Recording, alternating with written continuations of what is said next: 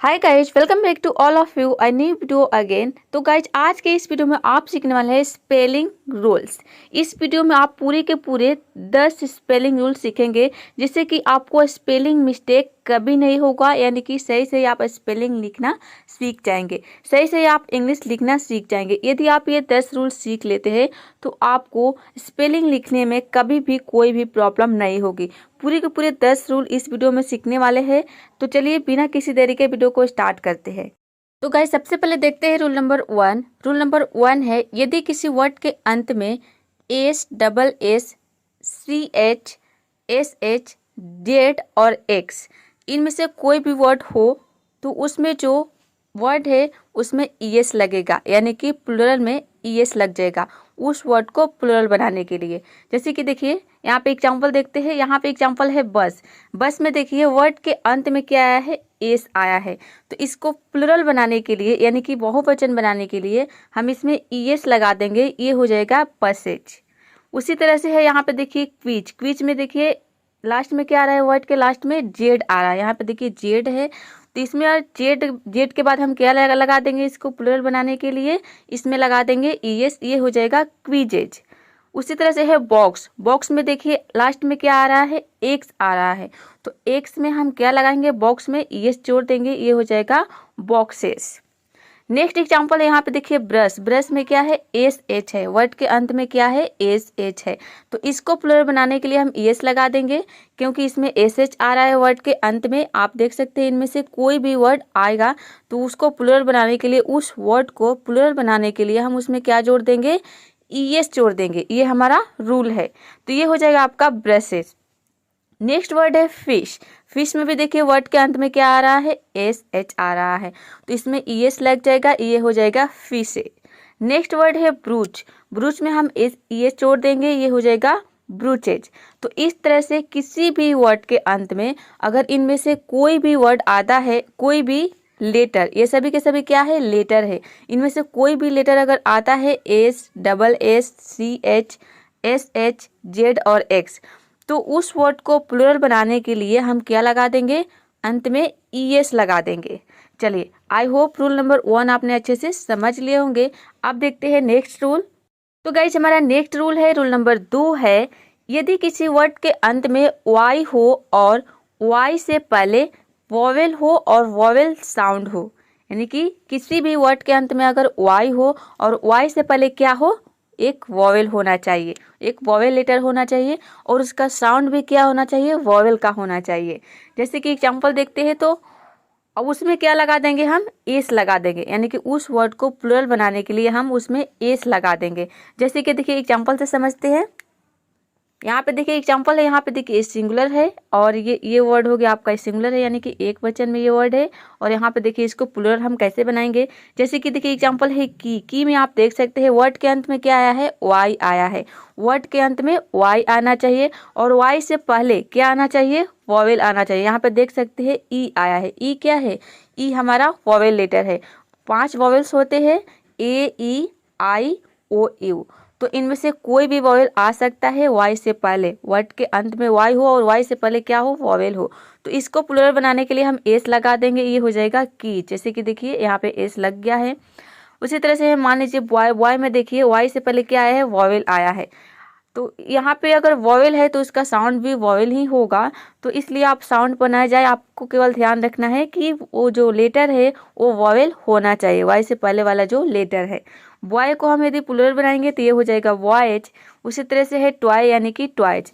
और एग्जांपल देखते हैं, जैसे कि डे। डे में भी देखिए लास्ट में वाई आया है वर्ड के अंत में और वाई से पहले ए आया है। ए लेटर क्या है, वॉवेल लेटर है।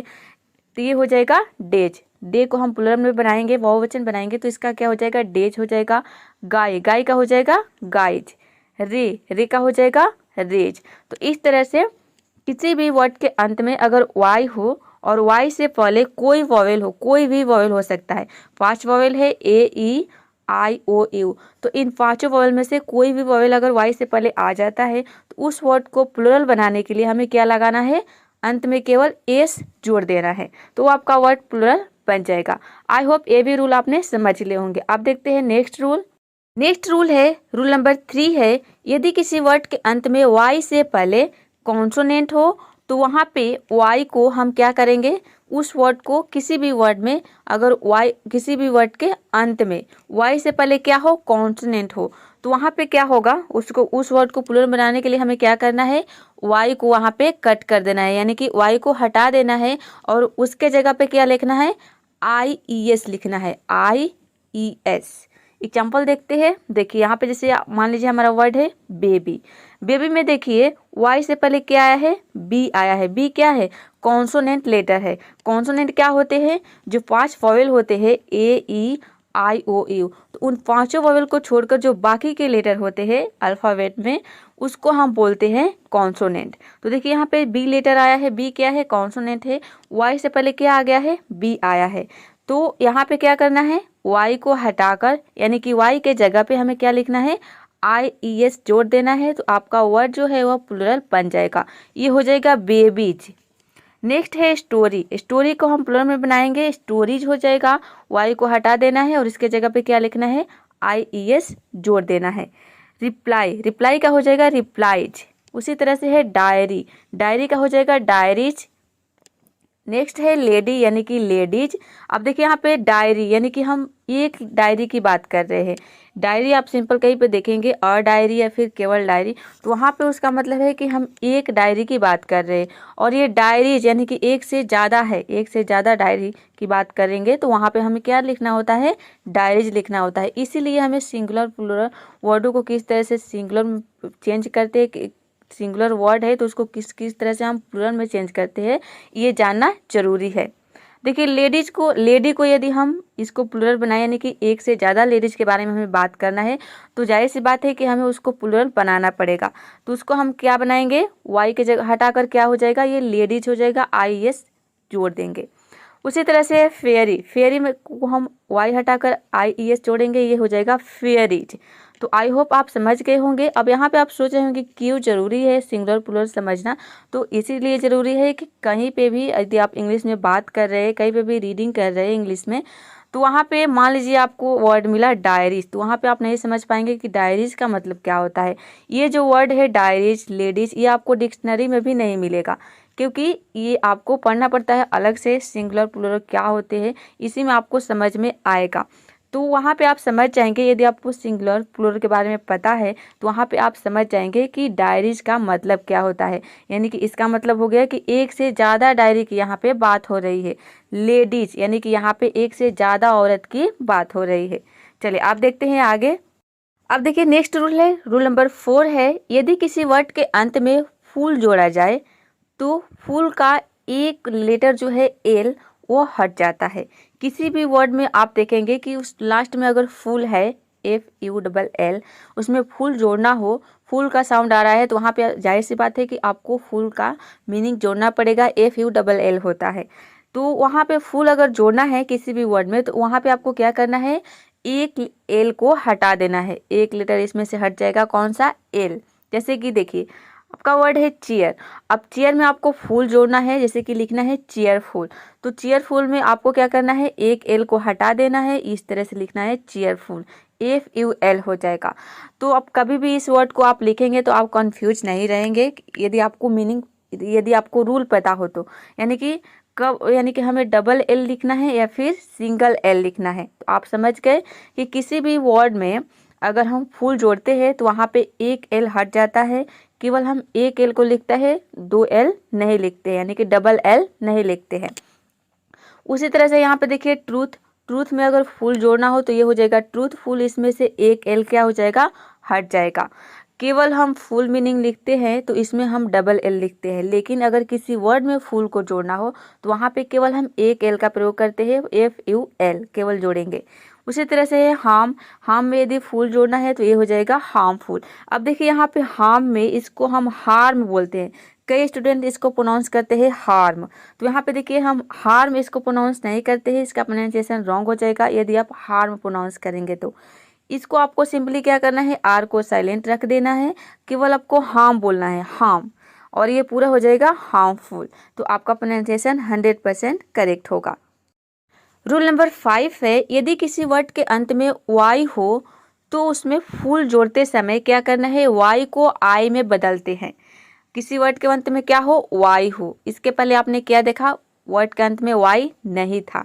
लेकिन अगर वर्ड के अंत में वाई हो और उसमें आपको फुल जोड़ना हो तो उसमें क्या करना है, वाई को आपको क्या करना है, आई में चेंज कर देना है। एग्जाम्पल से समझते हैं। देखिए यहाँ पे वर्ड क्या है, ब्यूटी। अब मान लीजिए ब्यूटी में क्या है, लास्ट में वाई आ रहा है, तो यहाँ पे फुल जोड़ना है आपको। तो क्या करेंगे, वाई के जगह पे आपको आई लिख देना है और फुल जोड़ देना है। इसमें भी फुल में आपको क्या करना है, सिंगल एल का प्रयोग करना है। कहीं पे भी किसी भी वर्ड में अगर फुल जोड़ रहे हैं तो वहाँ पे आपको ध्यान रखना है कि सिंगल एल ही आएगा। तो देखिए यहाँ पे ब्यूटी में वाई को हम आई में चेंज कर दिए हैं और फुल जोड़ दिए है। फुल में क्या करना है, सिंगल एल लिखना है। अगला एग्जाम्पल है ड्यूटी। ड्यूटी में देखिए वर्ड के अंत में क्या आया है, वाई आया है और इसमें फुल जोड़ना है तो वाई को हम आई में चेंज कर देंगे और एफ यू एल हो जाएगा, सिंगल एल हो जाएगा। अगला वर्ड है बॉन्टी। बॉन्टी में फुल जोड़ना है तो ये हो जाएगा बॉन्टीफुल। उसी तरह से यहाँ पे देखिए ड्यूटीफुल, ब्यूटीफुल। अब देखिए यहाँ पे बॉन्टीफुल में भी देखिए वाई को हम आई में चेंज कर देंगे और फुल में सिंगल एल लिखेंगे। तो आई होप रूल नंबर 5 भी आपने अच्छे से समझ लिए होंगे। गाइज ये सभी के सभी रूल आपको इंग्लिश पढ़ने, लिखने और बोलने के लिए बहुत ही आवश्यक है इसके बारे में जानना, क्योंकि इससे आप क्या सीखेंगे, वर्डों को सही सही लिखना सीखेंगे, सही सही प्रोनाउंस करना सीखेंगे, जिससे कि आपको अंग्रेजी पढ़ने, लिखने और बोलने में बहुत हेल्प होगा। तो ये वीडियो यदि आपको पसंद आ रही है तो प्लीज़ वीडियो को एक लाइक ज़रूर कर दीजिएगा। आपके एक लाइक से हमें मोटिवेशन मिलता है और आगे वीडियो बनाने के लिए। चलिए अब आगे देखते हैं।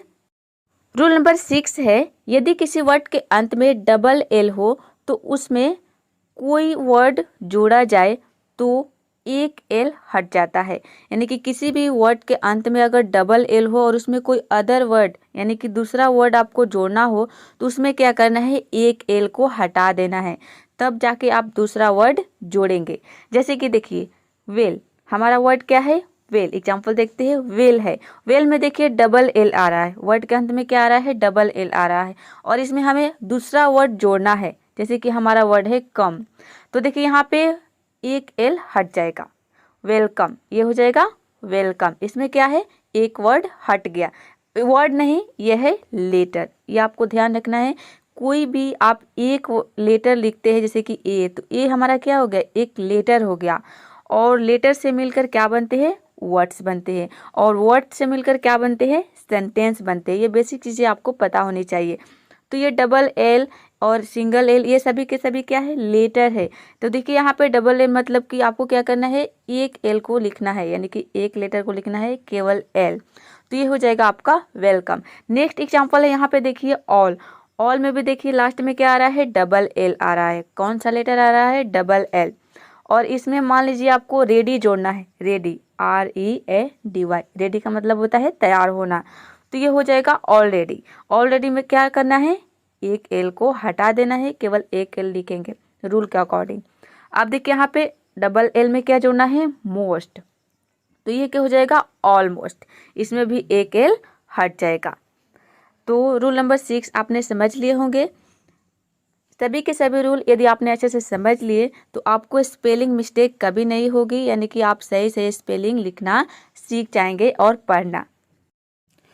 नेक्स्ट रूल है, रूल नंबर 7 है, यदि किसी वर्ब के अंत में ई हो तो उसमें ING लगाते समय ई को हटा दिया जाता है। एग्जाम्पल देखते हैं। यहाँ पे देखिए हमारा एग्जाम्पल है कम। कम में देख सकते हैं, कम में वर्ड के अंत में क्या आया है, ई आया है और इसमें हमें ING जोड़ना है। तो क्या करना है, ई को हटा देना है। लास्ट में जो ई लेटर आ रहा है इसको हटा देना है। ये हो जाएगा आपका कमिंग। देख सकते हैं इसमें ई नहीं है, ई को क्या हुआ है, हटा दिया गया है। मेक, मेक में भी देखिए वर्ड के अंत में क्या है और ये एक वर्ब होना चाहिए, यानी कि आपका नाउन या फिर विशेषण नहीं होना चाहिए।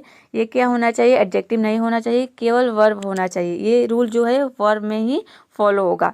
मेक, मेक का मतलब होता है बनाना। इसमें ING जोड़ना है, लास्ट में ई आया है, ई को हटा देना है, ING जोड़ देना है, ये हो जाएगा आपका मेकिंग। अगला वर्ड है गिव। गिव में भी देखिए लास्ट में ई आ रहा है, तो यहाँ पे ई को हम हटा देंगे, आईएनजी जोड़ेंगे, ये हो जाएगा गिविंग। आप सोचेंगे ये क्यों जरूरी है, इसके बारे में जानना क्यों जरूरी है कि वर्डों को हम किस तरह से आईएनजी फॉर्म में चेंज करते हैं। तो देखिए, आप जब भी आप सेंटेंस बनाते हैं, जैसे कि मान लीजिए आप टेंस पढ़ते हैं, प्रेजेंट कंटिन्यूअस टेंस, तो कंटिन्यूअस टेंस में हम ज़्यादातर वर्ब के आईएनजी फॉर्म का ही यूज करते हैं। जैसे कि उसमें सेंटेंस कैसा रहता है, मैं जा रहा हूँ, तो जा रहा हूँ यानी कि आई एम गोइंग, तो गोइंग में क्या लगा, आईएनजी लग गया। तो आपको पता ही नहीं है कि हम वर्ब को किस तरह से आईएनजी फॉर्म में चेंज करते हैं, तो वहाँ पे आप कैसे लिखेंगे। तो इसलिए इसके बारे में जानना जरूरी है कि हम वर्ब को किस तरह से आईएनजी फॉर्म में चेंज करते हैं। यदि आपको रूल पता है तो आप बहुत ही आसान तरीके से आईएनजी फॉर्म में चेंज कर देंगे। या फिर इसको हम जेरंड भी बोलते हैं, जेरंड में भी हम यानी कि आईएनजी फॉर्म में बोलते हैं, और इसको जेरंड भी बोलते हैं। कोई भी वर्ब जिसमें लास्ट में आईएनजी लगा हो, तो ये जेरंड भी हम इसको बोलते हैं। रूल नंबर 8 है, यदि किसी वर्ब के अंत में डबल ई, ओ ई, वाई ई हो तो आईएनजी लगाते समय कोई परिवर्तन नहीं होता है। यानी कि इसमें हमें कुछ भी नहीं जोड़ना है, डबल ई है तो डबल ई ही रहेगा और उसमें हमें आईएनजी जोड़ देना है। एग्जाम्पल से समझते हैं। देखिए, आपका वर्ड है सी, सी में क्या है, लास्ट में डबल ई आ रहा है। देखिए, वर्ड के अंत में क्या आ रहा है, डबल ई। तो इसमें हम आईएनजी लगाते समय चेंज नहीं करेंगे, यानी कि आईएनजी जोड़ देंगे, कोई चेंजिंग नहीं होगा। तो ये हो जाएगा आपका सीइंग। अगला वर्ड है शू, शू में भी देखिए लास्ट में क्या है, ओ ई आया है, इसमें भी हम आईएनजी जोड़ेंगे, कोई चेंज नहीं होगा, शोइंग, ये हो जाएगा शोइंग।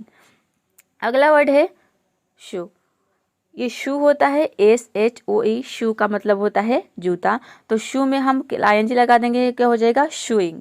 उसी तरह से है आई, आई में देखिए लास्ट में क्या आ रहा है, YE आ रहा है, तो आई में आईएनजी जोड़ेंगे, ये हो जाएगा आपका आइंग। अब देखिए, यहाँ पे आप सोचेंगे कि यहाँ पे क्या लिखा है कि यदि किसी वर्ब के अंत में, तो आप सोचेंगे कि शू का मतलब होता है जूता, तो ये तो हो गया आपका नाउन, यानी कि ये एक संज्ञा हो गया। तो इसको हम, यहाँ पे तो लिखा है वर्ब, तो हम नाउन को कैसे चेंज कर रहे हैं। तो देखिए, जो शू वर्ड है इसको हम वर्ब के रूप में और नाउन के रूप में दोनों तरीके से यूज करते हैं। यानी कि आप शू को यदि नाउन के रूप में यूज करेंगे तो इसका मतलब जूता होता है, लेकिन अगर इसको वर्ब के रूप में यूज करेंगे तो इसका, देखिए यहाँ पे मैंने लिख दिया है, शू का मतलब जूता भी होता है और इसका मतलब जूता पहनना भी होता है। जूता पहनना आपका क्या हो गया, वर्ब हो गया। तो इसलिए इसको हम आईएनजी फॉर्म में चेंज कर सकते हैं और इसका प्रयोग हम वर्ब के रूप में कर सकते हैं। वर्ब क्या होते हैं, जिस क्रिया के अंत में क्या रहता है, ना रहता है। जैसे कि खाना, पीना, सोना, बैठना, आप सभी के अंत में क्या देखेंगे, ना देखेंगे। जैसे कि यहाँ जूता पहनना, अंत में क्या रहे, ना आ रहा है, तो ये क्या हो गया, ये आपका वर्ब हो गया। और जिसके अंत में ना नहीं आ रहा है वो आपका क्या हो गया, संज्ञा हो गया, वो आपका नाउन हो गया। जैसे कि जूता, जूता में ना आ रहा है, कुछ भी नहीं आ रहा, ना नहीं आ रहा है, तो ये आपका क्या हो गया, नाउन हो गया। यानी किसी भी चीज़ का नाम हो तो उसको हम नाउन बोलते हैं। अब देखिए, यहाँ पे नेक्स्ट वर्ड क्या है, आई। तो यहाँ पे सोचेंगे कि आई का मतलब तो आँख होता है, तो ये तो आपका नाउन हो गया। और यहाँ पे लिखा है वर्ब, यानी कि वर्ब के अंत में आना चाहिए डबल ई, ओ ई, वाई ई, लेकिन ये तो हो गया आपका नाउन। तो देखिए, जो आई वर्ड है, आई का मतलब आँख भी होता है और इसका मतलब नज़र रखना भी होता है। तो नज़र रखना, लास्ट में क्या आ गया, ना आ गया, तो ये क्या हो गया, वर्ब हो गया। यानी कि जो आई वर्ड है इसको भी हम दो तरीके से यूज करते हैं, एक नाउन के रूप में और दूसरा वर्ब के रूप में। तो नाउन के रूप में इसका मतलब आँख होता है, और वर्ब के रूप में यदि आपको इसको यूज करेंगे तो इसका मतलब होता है नज़र रखना। उसी तरह से शू को भी हम नाउन के रूप में यूज करेंगे तो ये जूता हो जाएगा, और वर्ब के रूप में यूज करेंगे तो इसका मतलब जूता पहनना हो जाएगा। अब देखिए, नेक्स्ट रूल है, रूल नंबर 9 है, यदि किसी वर्ब के अंत में आई ई हो तो आईएनजी लगाते समय आई ई को हम क्या करेंगे, वाई में चेंज कर देंगे।